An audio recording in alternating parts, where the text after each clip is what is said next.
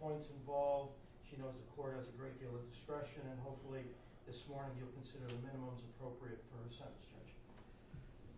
Thank you. Ms. Hines, on your own behalf, is there anything you would like to say to the court? Good morning, everyone. I do want to say that I am very sorry for this. I've been a hard worker all my life. And on that particular day, I had a lot of things going on in my personal life, under a lot of stress, made a bad call that day. I made a mistake. And so I want to say that I am sorry for this. I disappointed some people. I disappointed myself. And I just want to say that I'm doing everything that I can to overcome this incident that has occurred in my life, and this will never happen again. And that's all I have to say. Thank you. Thank you, Ms. Hines. Mr. Luskin, on behalf of the City of Lyndhurst, is there anything you would like to say? Your Honor, yes, briefly, as the sentiments that Mr. Bondra has indicated, it is very troubling to the community and especially the citizens of Lyndhurst that what appears Ms. Hines has for 20 some odd years exemplified the characteristics of being a good employee of the Hawkins School and had the care of many hundreds of young people in her care on her bus over the 20-year period. If this was an episodic event, it is uncharacteristic in reading and review the letters of support that we have received, the pre-sentence investigation and things of that nature. But again, it only takes one episode like this, that can lead to very tragic events. And in the end game, I think Ms. Hines has taken responsibility for her actions. She acknowledges her wrongdoing, and I believe that this may have been an episodic event. But in the utmost of caution, we're going to defer to the court and ask the court monitor this person for a period of time to make sure that this was simply an episodic event. Because this type of behavior, as Mr. Bondra indicated, could have been much more serious. Thankfully it wasn't, and we acknowledge that Ms. Hines has taken full responsibility for her actions and will defer to the judgment of this wise court. Thank you. Thank you, Mr. Bondra. I'm Luskin. Mr. Luskin. Thank you, Mr. Luskin. I apologize. All right, Ms. Hines, there's sort of like a tale of two people here. I read your pre-sentence investigation report, and there's nothing that would indicate that that there are any underlying issues here. You're 61 years old, no prior criminal history whatsoever, and an employee at Hawkins Middle School or Hawkins Schools for 22 years. From all accounts, an unblemished record. You've provided the court with, I think, about 6 letters in support from your co-workers, some bus drivers, some other employees from Hawkins, who all speak of your professionalism, integrity, and character. And a lot of those reference you indicating, expressing your remorse to them for your actions on that day. But then there's another side, okay? And I'm looking at the pre-sentence investigation report, and when you were asked if you admit that you were guilty of this offense, okay, you told my probation officer, no, I am not. I was dealing with a lot of stress on the day of the offense. Okay, so I can't think of a statement more strongly saying that you are not taking responsibility for your actions. But then you come before me today and say, Judge, I was under a lot of stress. This is never going to happen again. Okay. Well, then on January 19th, you went for a driver's intervention program, correct? Yes. And you did not complete that program because you didn't even get past the initial screening because you submitted to a breath test and you blew almost a .1. Correct? Is this news to you? I mean, No. You said a .1. I said it was a point. I'm sorry. It's a 9. It was a .0. I said almost a .1. So it was a .099. You can't get any closer to a .1. Okay. Correct? Yes. Okay. So that was going to be an opportunity for you to show to the court, listen, this was an aberration. And instead of taking advantage of going to a driver's intervention program and completing it and getting a good report, you decided to show up intoxicated. So how am I supposed to believe you that, Judge, this isn't going to happen again, I'm going to use better judgment moving forward, when just a couple months after this incident, you didn't use poor judgment again and showed up intoxicated to a driver's intervention program? Were you under a lot of stress that day too? Yeah, I can see. So on that particular day, under stress, woke up, I had one drink and I had a terrible headache. I took 2 Tylenol. So went a few hours later and then of course to go to the intervention. So that what had occurred that day.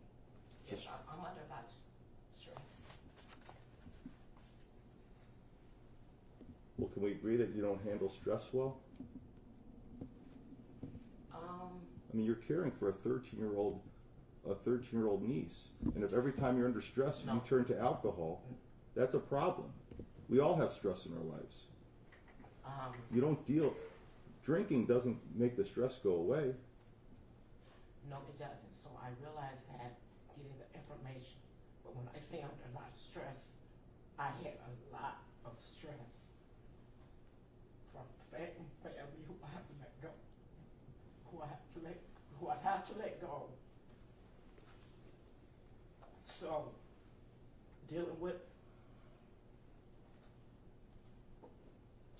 raising a child, a teenage child, and then the issue, the things going on with her, holding down a job, and then helping siblings.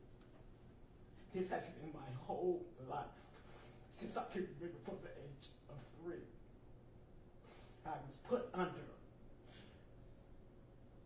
as a child, and I didn't deserve that. I always felt that way in my life. I didn't deserve that. But being, you have to do this, or see, when you go to these classes, and it was just so helpful to me that in your childhood, what happened? Was there drinkers around? Yeah, there was drinkers around. People in my family using drugs. My aunties, my mamas and my grandmothers, women being beat. As a child, that takes an effect on you. And I went through a lot. I didn't start drinking, having a drink till 26 years old. So yeah, it was stress. My thinking led to a bad behavior. Because first of all, you think about, when you don't, you keep things hush hush and you don't talk about it, then you start thinking of all the things. So I made a wrong call to start drinking alcohol. Alcohol is a drug. Well, and listen, you're raising a child, okay? You just told me when you were young and being raised, there was alcohol and drugs around, okay? Well, I would hope that you would want to stop that cycle. Is that fair to say? Yes. Yeah. So this is much bigger than, our actions have impacted not only our lives, but the ones around us, our loved ones.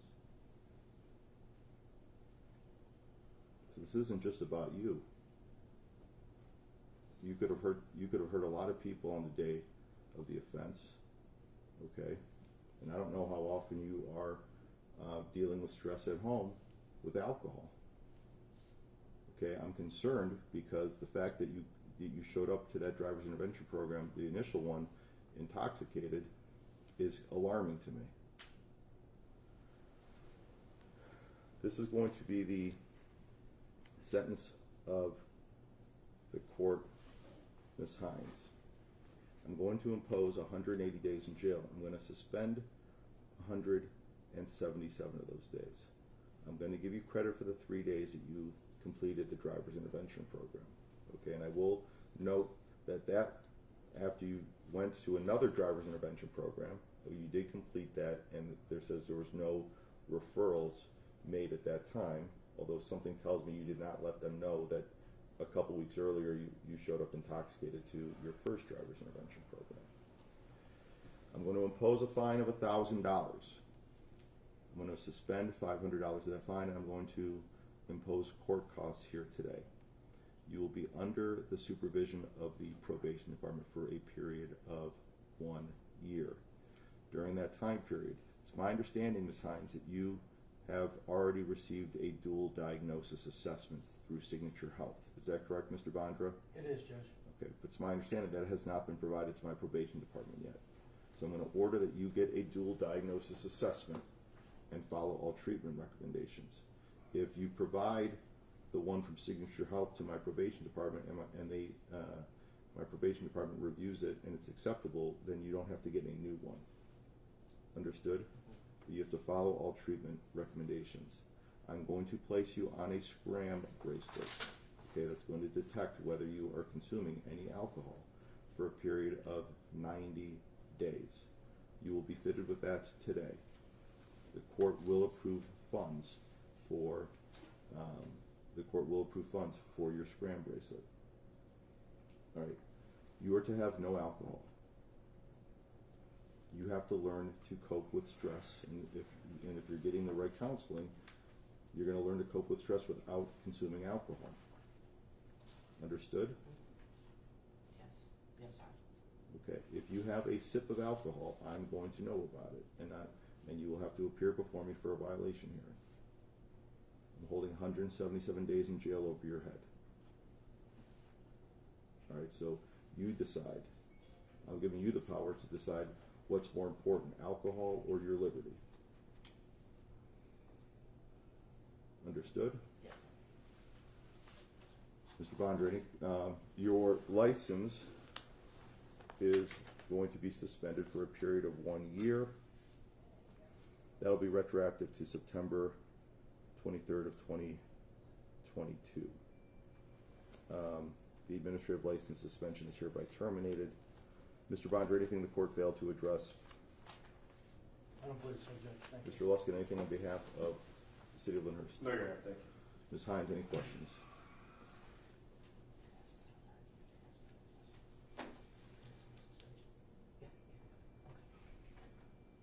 No. Good luck to you. You will meet with the probation department today. All right, thank you. Take care. Yes, sir. I'll get the letters back. Thank you, Your Honor. Thank you, Mr. Luskin. Thank you, Mr. Bondra. We're off the record, Judge. All those letters back. Okay, Judge. Tony, do you know Kenny Godniver? Yeah. You know what? Have Michael, will you run those through the copy machine just so Kat can have a copy of the Sure.